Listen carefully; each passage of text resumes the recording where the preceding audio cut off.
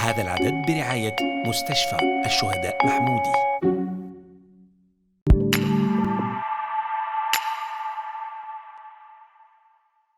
Salam, nous continuons de parler du cancer de la prostate avec cette fois une des conséquences de cette maladie. Il s'agit des troubles érectiles.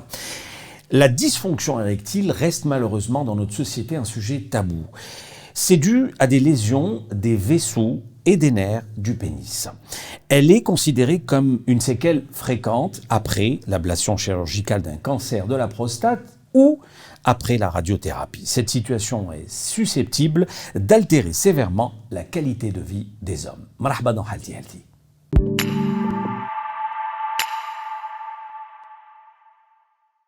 Et nous avons le plaisir de recevoir pour en parler aujourd'hui le docteur Takfarinas Benamara, chirurgien, urologue, service urologie à l'hôpital Cheikh Mahmoudi de Tizi Ouzou. Docteur, bonjour. Bonjour. Marhaba bik. Merci pour votre invitation. Alors, en cas d'un cancer de la prostate diagnostiqué, on va commencer par cette première question sur que risque déjà la prostate en elle-même, en tant qu'organe? D'accord. Bon, exactement. Donc, comme vous avez dit, une fois le diagnostic de cancer de prostate a été fait, la prise en charge doit être prise en multidisciplinaire d'abord, dans la présence d'un urologue, d'un oncologue, d'un radiothérapeute. Et donc, la maladie, elle sera classée. Donc, brièvement, on va dire on parlera soit d'un cancer de prostate localisé, juste au niveau de la prostate, soit d'un cancer de prostate localement avancée dans la tumeur est sortie de la prostate, mais elle n'a pas atteint les autres organes. Donc, ma kharjitch un peu partout vers les autres organes. Et la troisième et le troisième cas donc de cette maladie, donc c'est le métastatique, c'est-à-dire que le cancer de prostate est parti ailleurs, vers dans d'autres organes. Dans ce cas, c'est le métastatique. Donc, une fois on a classé cette maladie, là, on saura justement, on pourra répondre quel est le devenir de cette prostate. Donc, dans le cas d'une maladie métastatique, là où le cancer, c'est-à-dire un peu partout dans l'os. Généralement, c'est l'os qui est le premier. Après, ça sera les autres organes qui mettent le foie, le poumon, le cerveau, avec le temps. Dans ce cas, la prostate, le traitement, ce n'est pas une ablation, ce n'est pas une radiothérapie. Donc la prostate, elle sera en place, elle ne va pas bénéficier ni d'une irradiation, ni radiothérapie, ni une chirurgie, elle restera en place. Très bien. Par contre, le patient, il aura un traitement hormonal. Alors, sa vision justement, le patient, à travers ces options thérapeutiques aujourd'hui que lui offre la science, il en pense quoi? Exactement. Donc, si on revient après le métastatique, la prostate, elle est en place. Le patient, il aura soit une chimiothérapie, une hormonothérapie. Dans ce cas, quand on revient au cas donc là où le cancer est localisé ou localement avancé, justement là, on parle d'une option thérapeutique. C'est-à-dire le patient, il peut être soit opéré, soit la prostate, elle sera irradiée. Donc, dans le cas où on parle d'un cancer de prostate localisé, la science dit que le cancer de prostate localisé, il a le droit, donc, deux méthodes qui peuvent le guérir. Là, on parle de guérison, c'est-à-dire que le patient, il doit savoir que le cancer de la prostate, quand il est localisé, et c'est pour ça qu'on insiste justement sur le dépistage, quand il est localisé, on parle de guérison. La science promet, exactement, la science promet au patient une guérison, c'est-à-dire qu'il va continuer sa vie, il pourra mourir, comme tout le monde. Il peut faire un arrêt cardiaque, il peut faire autre chose. Mais le cancer de la prostate, s'il est localisé, on peut le guérir. Mais dans ce cas, quand il est localisé, le patient, il participe à la décision de sa prise en charge. Là, quand il est localisé, on lui dit, monsieur, vous pouvez subir une chirurgie, comme vous pouvez avoir aussi une radiothérapie, mais toujours en respectant certains critères. Parce qu'il y a certains critères qui contre-indiquent de la chirurgie. Dans ce cas, le patient, il y a plusieurs différents types de patients. Il y a des patients qui sont, on peut dire, c'est des patients déjà dans leur tête, dans leur morphologie, donc dans leur subconscient, c'est des... Comme on dit, nous les chirurgiens, ils sont prédisposés à la chirurgie. C'est des patients déjà, dès que tu lui dis, vous avez une tumeur, un cancer de prostate, inutile de lui dire une radiothérapie. Parce que dans sa tête, il vous dit, ah docteur, Anna, chirurgie, la prostate. Je ne peux pas m'imaginer que j'ai un organe en dedans de moi qui est cancéreux et qui va rester. Même si même avec une radiothérapie, il n'y a aucun danger, ça sera irradié et que la science a prouvé que c'est curatif. Il dit que non. Par contre, il y a un autre type de malade aussi, c'est tout à fait le contraire. C'est des patients qui ont peur de la chirurgie pour raison X et Y. On a beau leur expliquer que la chirurgie, elle est, c'est-à-dire elle est avantageuse pour leur cas, il va vous dire non, docteur. Je préfère la radiothérapie. Oui, je préfère la radiothérapie. Parce que c'est des gens qui ont Donc, peur de la chirurgie. Deux catégories de malades. Et parfois, il y a le troisième catégorie, c'est des patients qui vous disent, docteur, essayez de m'aider pour choisir, ou bien choisissez pour moi. D'accord. Voilà. Alors, les conséquences maintenant du cancer de la prostate, il y en a beaucoup. Donnez-nous une idée, avant de parler des troubles érectiles, vu que c'est notre sujet du jour. D'accord. Donc, les conséquences donc, si on parle, les conséquences, il y a beaucoup de conséquences psychologiques, etc. Mais nous, déjà, on insiste déjà maintenant, quand le patient, on est censé, il y a une nouvelle nomenclature qu'on utilise et c'est un nouveau concept. On ne dit pas au patient, on va vous opérer pour un cancer de prostate ou bien on va vous éradier. Maintenant, il y a le développement du concept du projet thérapeutique. C'est-à-dire, on dit au patient, on va vous accompagner, on va vous offrir un projet thérapeutique. Et ce projet thérapeutique, justement, il va prendre en charge pas que le cancer de la prostate. Il va prendre l'aspect psychologique, les complications psychologiques sur le patient avec des psychothérapeutes, un psychiatre s'il le faut. Et après, on va prendre aussi les complications d'autres, comme on dit là, beaucoup plus ce qui fait peur donc aux patients. Justement, les patients, les questions, les premières et les plus importantes, pour qu'il prenne la décision d'opérer, de faire une radiothérapie, c'est toujours les plus importantes. Il vous parlera. Dès que tu lui dis chirurgie, il va vous dire « Ah docteur, j'ai vu à l'internet, ils m'ont dit que voilà, si j'opère, oui, j'aurai une incontinence. Les urines. » Et là, donc c'est vraiment pour lui, c'est un souci. Un grand souci. Ou là, il va vous dire « Ah non, moi je vais perdre mon érection, je ne vais plus pouvoir faire une érection. » Donc dans ce cas, ces deux décisions, elles vont intervenir dans la décision même de l'option qui va prendre le patient. Alors, la dysfonction érectile, c'est notre sujet du jour. Qu'est-ce qui se passe au juste aussi ça, docteur? Alors, donc, si on se résume, donc, la dysfonction érectile déjà, si on parle déjà l'âge des patients généralement, c'est-à-dire la moyenne, elle dépasse donc les soixantaines et plus, voilà. Mais c'est vrai, on a quelques rares cas de cancer de prostate d'origine génétique chez des patients plus jeunes. Donc déjà, on prend l'érection, elle est prise en charge dans le projet thérapeutique du patient. On ne va pas que lui parler que de la chirurgie ou de la radiothérapie du cancer. Le patient, il a le droit d'être pris par rapport à ses préoccupations et par rapport à sa plainte et par rapport à sa peur vis-à-vis de l'incontinence et vis-à-vis de la dysfonction érectile. C'est pour ça qu'on parle d'un projet thérapeutique. Et déjà, avant même d'opérer le patient ou avant même de lui faire la radiothérapie, la fonction érectile doit être d'abord évaluée. Parce que généralement, on peut trouver des patients à partir de 60 ans, 65 ans, 70 ans. Sans même ce cancer, ils ont ce problème. Sans ce cancer, justement. Et là, déjà, une baisse de sa fonction érectile, déjà, on va la stadifier. Parce qu'après le traitement radiothérapie ou chirurgie, on va lui dire, monsieur, il y a une diminution, oui, mais ça n'a pas été la cause principale de cette dysfonction érectile. Je ne sais pas si vous comprenez. Tout à fait. Voilà. Et puis, qu'est-ce qu'on lui dit aussi? Elle sera évaluée. Il peut s'agir de dysfonction érectile, soit avec l'âge, soit parce que le patient est diabétique, soit le patient il a une atteinte cardiaque. Pour raison X et Y. Il y a plusieurs causes qui peuvent causer ça. Une fois on a stadifié et on va, c'est-à-dire le degré de cette dysfonction érectile, et parfois même le patient on le retrouve presque qu'il n'a pas de fonction érectile. C'est-à-dire on lui dit monsieur déjà vous n'avez pas de fonction érectile de bonne qualité, donc ne vous inquiétez pas. C'est-à-dire la prostate elle est juste rien ne va changer. Exactement, elle va juste aggraver le peu qui reste. Et là c'est très important même pour nous parce que c'est bien que le patient sache que ce n'est pas le geste qu'on a fait qui a été dans la totalité responsable de cette dysfonction érectile. Alors à quel moment elle intervient justement? Est-ce qu'au moment du diagnostic, pendant le suivi du traitement, après l'ablation? Voilà. Donc du moment qu'on a parlé qu'il faut faire cette évaluation de cette fonction érectile avant même l'intervention, cela ça sous-entend que la prise en charge commence justement avant même l'intervention. Alors, donc on a plusieurs armes. C'est une escalade thérapeutique, c'est-à-dire on part du simple jusqu'au au degré le plus important parmi ces thérapeutiques.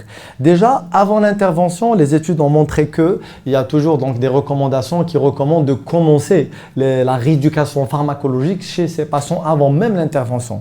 Et quand je dis une rééducation pharmacologique, ce n'est pas une rééducation, parce qu'il y a la rééducation pharmacologique avec les traitements, c'est-à-dire tel que le sildenafil, tels que le tadalafil. Ce sont les comprimés donc, qui améliorent l'érection chez les hommes. Et dans ce cas, elle doit être commencée avant même l'intervention. Et là, le but, c'est quoi? C'est de garder toujours cette rééducation. Qu'est-ce qu'elle va permettre? Parce qu'en fin de compte, cette érection, c'est un mécanisme qui dépend beaucoup plus du sang. Donc, on a... et des vaisseaux. Et des vaisseaux et des nerfs. Et des nerfs. Voilà. Et des nerfs. Donc, les nerfs, une fois ils sont excités, donc ils vont donner l'ordre, c'est-à-dire, ils vont donner l'ordre à l'afflux sanguin de venir dans les corps caverneux. Donc, ces deux corps, ce sont deux muscles. Donc, le pénis, en quelque sorte, ce sont deux muscles. À droite, pour simplifier donc, aux gens qui nous suivent maintenant, donc on peut résumer le pénis à un muscle, voilà, à droite et un muscle à gauche.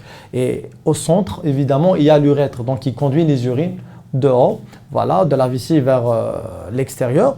Donc, ce muscle à droite et à gauche, c'est un muscle lisse. Donc, ça sous-entend que le muscle, il a toujours besoin de travailler. Un muscle, s'il ne travaille pas, il va s'atrophier. Donc, s'il n'y a plus d'érection, à un certain moment, il va se fibroser. Et quand il va se fibroser, le patient, il risque même d'avoir des rétractions.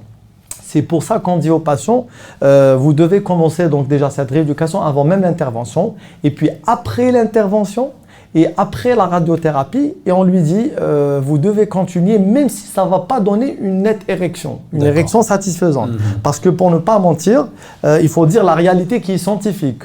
Un patient qui a été opéré pour cancer de prostate et chez qui, c'est-à-dire on n'a pas procédé à une conservation de ses nerfs durant l'intervention ou après une radiothérapie parce que les nerfs ils seront totalement irradiés, on va lui dire que, c'est-à-dire la perte de la fonction érectile presque totalement, elle est presque constante. Voilà, on ne va pas se mentir. Mais on va lui dire qu'il y a toujours des solutions d'accompagnement qui vont vous laisser reprendre cette érection dont on va parler. Les traitements justement et ces solutions d'accompagnement, qu'est-ce qu'on peut dire aujourd'hui aux téléspectateurs? Comment on peut le rassurer? Alors, donc après une intervention, par exemple ablation de la prostate, ou pour des raisons là où la tumeur, par exemple, quand elle atteint la majorité de la prostate, et les deux côtés droit et gauche, parce que les nerfs qui sont responsables de l'érection, Dieu fait que ils sont, c'est-à-dire ils partent comme une étoile d'araignée, c'est ce qu'on appelle les bandelettes neurovasculaires. C'est Kimashabaka Ankaboutia, ils viennent, ils sont accolés à la surface de la prostate. Et nous, on est obligé, la priorité chez ce patient, c'est de guérir le cancer d'abord. Donc à un certain moment, quand la tumeur elle est des deux côtés, on ne peut pas faire une préservation. Parce qu'il y a des techniques chirurgicales où on peut faire la préservation d'un seul côté, peut suffire pour garder cette érection. Mais ce n'est pas toujours le cas. Surtout que dans notre pays, on est en train de diagnostiquer des cancers de plus en plus avancés. Donc on ne se permet pas, donc à cause pour conserver ces bandelettes et garder une bonne érection, au profit et au détriment du cancer. Donc, on préfère guérir toujours le patient. Et donc, après cette chirurgie, le patient, il est mis en rééducation pharmacologique et rééducation déjà physique. La rééducation pharmacologique, le patient doit prendre toujours les comprimés, donc quotidiennement, quand il y a la sildenafil ou la tadalafil, elles sont donc indiquées, il y a des recommandations, exactement. Mais on dit aux patients que vous ne vous attendez pas à avoir des érections dont vous imaginez. Mais le but dans ce cas, justement, c'est de préparer le patient pour les gestes qui viennent. C'est quoi ? Comme je vous ai dit, ce muscle-là, le patient, parce qu'il vient à peine de sortir donc, de son état de maladie, de cancer, peut-être même il n'a pas le moral de penser trop à un certain moment à reprendre son érection dès le départ. Mais ça va venir après 1 mois, 2 mois, quand il voit que la guérison elle est totale et tout ça. Là, il va reprendre son envie à reprendre sa vie sexuelle. On lui dit, monsieur, tout au long de ce temps, donc on doit garder ses muscles trophiés. On doit garder plutôt la trophicité de ces muscles. Et pour garder la trophicité de ces muscles, pour qu'ils restent donc, c'est-à-dire pour que c'est-à-dire elle est bien vascularisée. Parce que s'ils ne prennent pas ces traitements, ils vont se fibroser, ils risquent même d'avoir des rétractions et même la longueur du pénis, elle va diminuer. Le jour où on va lui proposer une prothèse pénéenne ou la da'amat al-qadib, c'est-à-dire pour qu'il reprenne sa fonction érectile, dans ce cas, les résultats ne seront pas vraiment très encourageants pour le patient. Donc, on lui dit, vous prenez ce traitement, ça va rééduquer ses corps caverneux et les muscles caverneux pénéens. En même temps, il y a aussi la rééducation pharmacologique, on peut utiliser aussi le vacuum.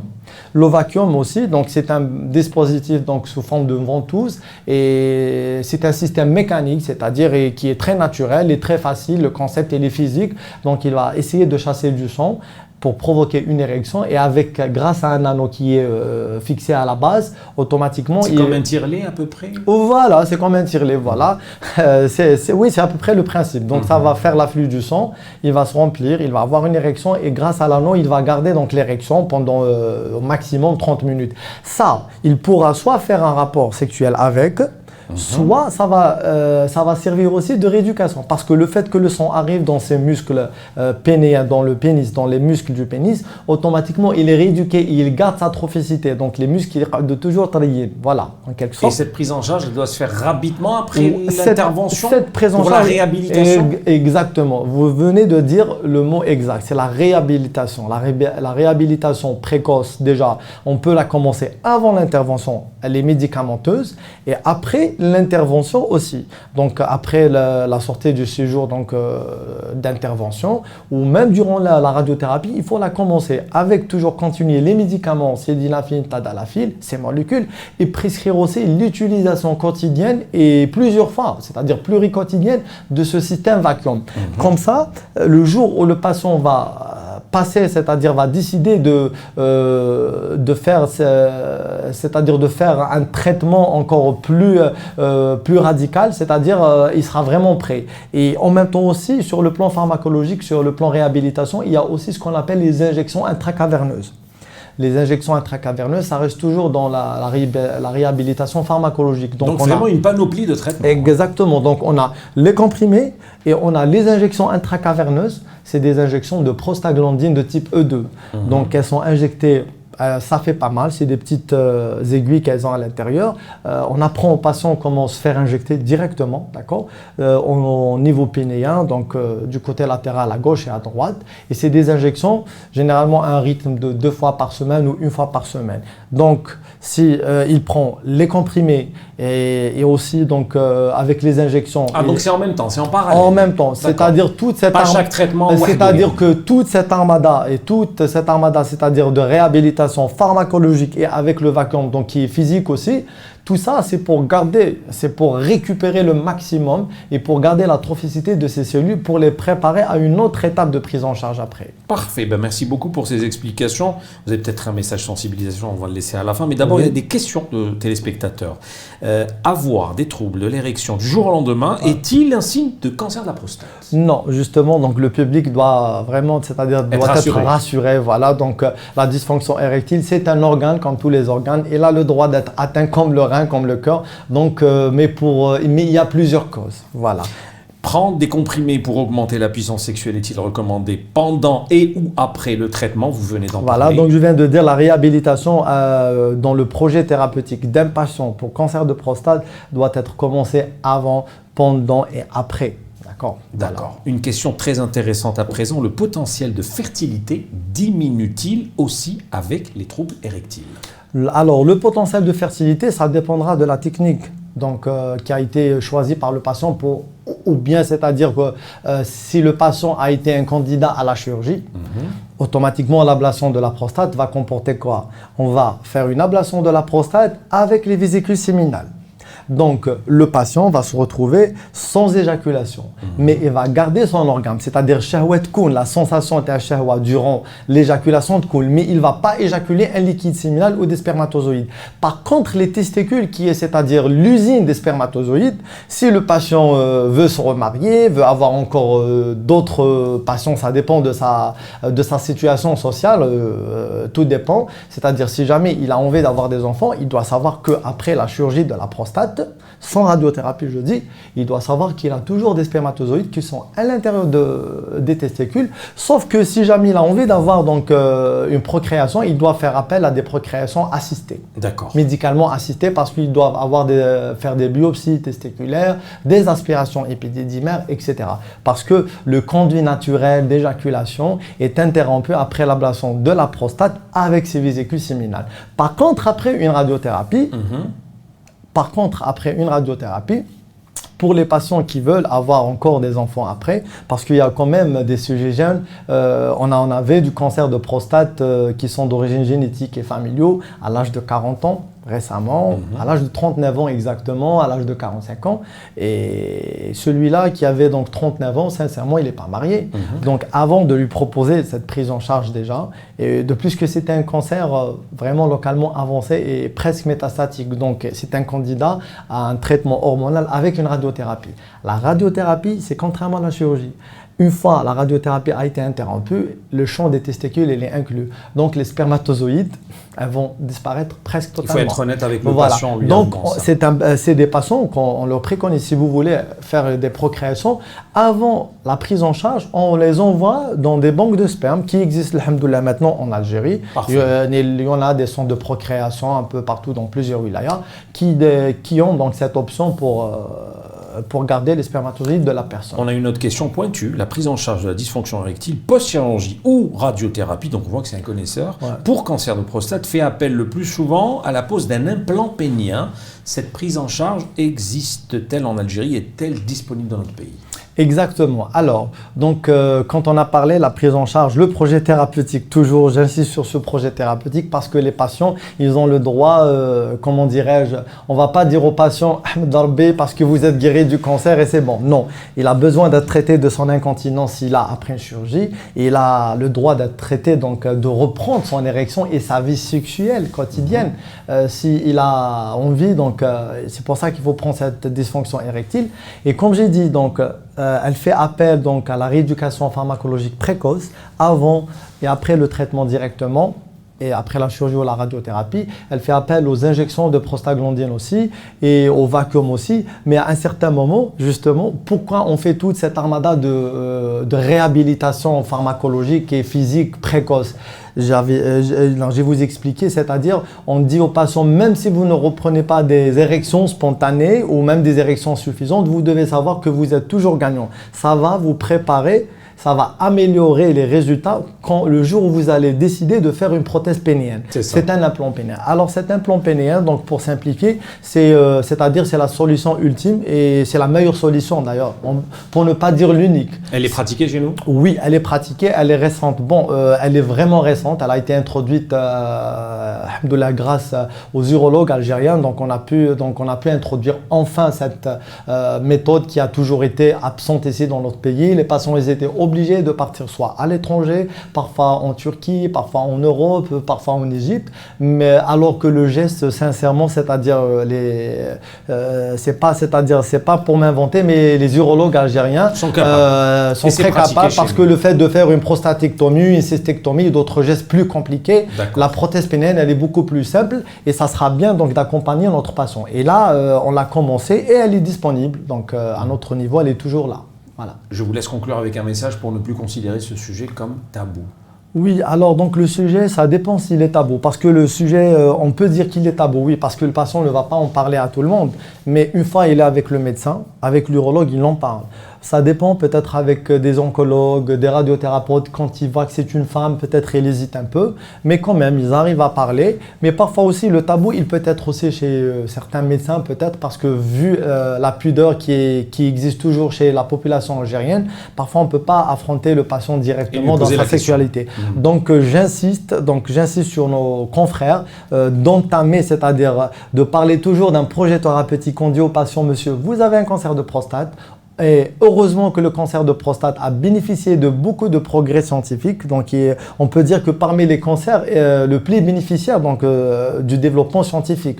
Pourquoi? Parce que c'est un cancer qu'on peut assimiler. Donc, quand on parle d'un cancer de prostate localisé, c'est la guérison. On promet direct, la science promet aux patients la guérison, soit avec une radiothérapie, soit avec une chirurgie. Et encore plus, le projet thérapeutique, il inclut la prise en charge de toutes les complications. S'il a une dysfonction érectile, on peut lui proposer jusqu'à la prothèse pénienne, jusqu'à l'implant pénien, il va reprendre sa vie sexuelle normalement.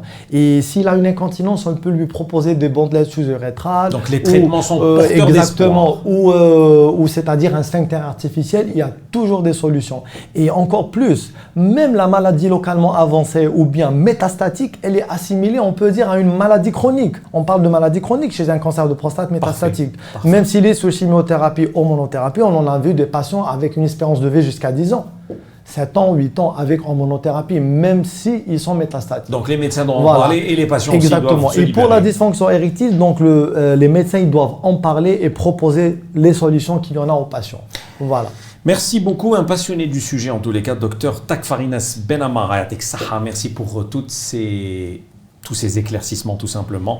Et j'espère que les téléspectateurs en a bien pris conscience. Je rappelle, vous êtes chirurgien, urologue au service urologie à l'hôpital Chahid Mahmoudi de Tizi Ouzou.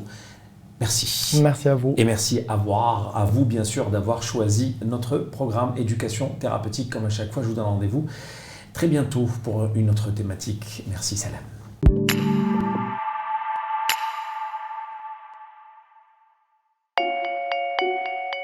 هذا العدد برعاية مستشفى الشهداء محمودي.